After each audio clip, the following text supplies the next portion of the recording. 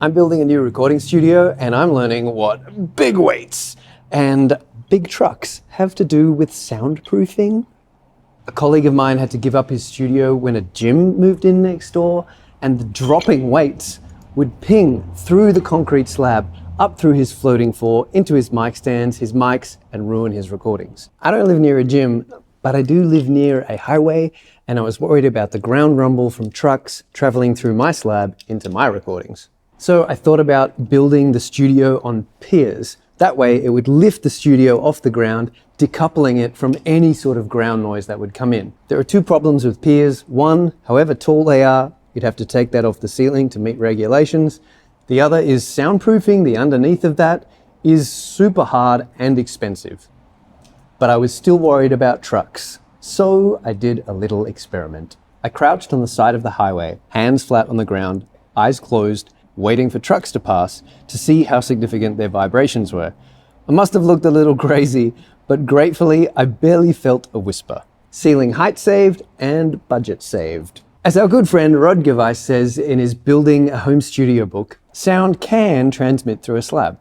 However, this sound transmission will probably be minimal. Earth is a fairly good dampening material, and generally you can obtain the isolation you require by simply constructing your studio on a slab. So when the cement truck rolled into my backyard, I was pretty excited.